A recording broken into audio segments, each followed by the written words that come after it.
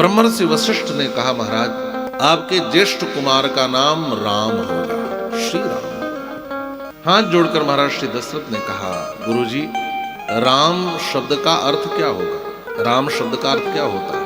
तो ब्रह्मर्षि वशिष्ठ कहते हैं, राजन रमन्ते योगिनो यस्मिन, जिसमें योगी लोग रमण करते हैं उन्हें राम कहा जाता है।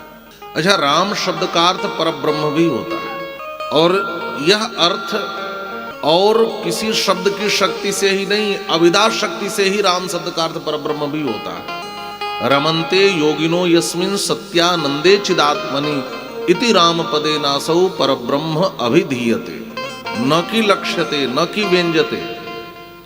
जैसे शब्द की तीन शक्तियां होती हैं, अभिधा, लक्षणा और व्यंजना। तो जो मुख्यार्थ होता है उसको अभिधा कहते हैं। लक्षणा, हमारे यहाँ संस्कृत में तो लक्षणा का उदाहरण है गंगायाम घोषा, है ना। गंगा में झोपड़ी है, तो गंगा जी में झोपड़ी कैसे हो सकती है? नहीं हो सकती, संभव नहीं है। तो क्या अर्थ होता है? गंगा के किनारे झोपड़ी। कोई पूछे कि बताओ तुम्हारा घर कहाँ है, तो लोग कहते हैं बस स्टैंड पे रहता हूँ। और तुम बस स्टैंड पे रहते हो तो बस कहाँ रुकती है? लोग कहते हैं ना रेलवे स्टेशन पे मेरा घर है, तो स्टेशन पे तुम्हारा घर है तो ट्रेन कहाँ रुकती है? तो लक्षणा शक्ति से अर्थ होता है रेलवे स्टेशन का तात्पर्य रेलवे स्टेशन के बिल्कुल किनारे। बस स्टैंड पे रहने का तात्पर्य है बस स्टैंड के बिल्कुल किनारे। तो यह लक्षणा शक्ति होती है। और एक होती है व्यंजना शक्ति, जिसमें कहा कुछ और जाता है और अर्थ कुछ और होता है। किसी ने कहा कि मीत तुम्हारे बदन पर मूर्खता दर्शात, मीत तुम्हारे बदन पर मूर्खता दर्शात। तो उसने कहा मम मुख दर्पण है विमल आज प्रकट यह बात, मेरा मुख दर्पण है आज मैं यह जाना। किसी ने कहा मित्र तुम्हारे मुख पर मूर्खता दिखाई देती है, तो उसने कहा कि मेरा मुख तो एक दर्पण है, निर्मल दर्पण, मैंने जो दिख रहा है वो तुम ही दिख रहे हो। ये व्यंजना शक्ति है। तो राम शब्द का परब्रह्म अर्थ लक्षणा और व्यंजना शक्ति से नहीं, अभिधा शक्ति से ही इति राम पदे नासौ परब्रह्म अभिधीयते।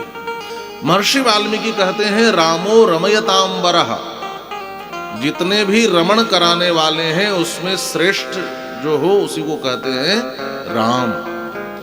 तो ज्येष्ठ कुमार का नाम श्री राम होगा। अब गोस्वामी पाद ने भी श्री राम शब्द को लेकर 5 बातें कही। मानस का लेकर जो आनंद सिंधु सुख राशि, जो आनंद सिंधु सुख राशि, सी करते त्रैलोक सुपासी, सी करते त्रैलोक सुपासी, जो सुख धाम राम यश नाम, सो सुख धाम राम यश नाम, अखिल लोक दायक विश्राम, अखिल लोक दायक विश्राम। जो आनंद सिंधु है, जो सुख के राशि हैं, जो त्रैलोक के सुबासी हैं, जो सुख के धाम हैं, जो अखिल लोक दायक विश्राम हैं, वही श्री राम है। ये 5 बातें कही हैं और जो मानस के विद्वान हैं इसकी खूब व्याख्या करते हैं। महाराज श्री दशरथ ने कहा, ब्रह्मर्षि श्री वशिष्ठ जी ने कहा, राजन आपके दूसरे कुमार का नाम भरत होगा। महाराज श्री दशरथ ने पूछा, गुरुजी भरत शब्द का अर्थ क्या होता है? महर्षि वाल्मीकि कहते हैं भरम भरणम तनोतीति भरता, तनु विस्तारे धातु है। भर और त ये 2 शब्द है, भर और त।